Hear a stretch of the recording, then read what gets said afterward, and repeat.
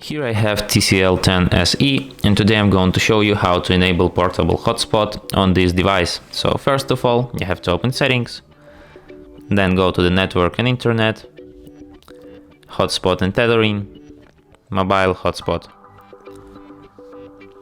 Here you can switch it. You can also change some of the settings on it here. Here you can change its name. Here you can select if you want to have password on it or if you don't want to. Here you can change your password, and here you can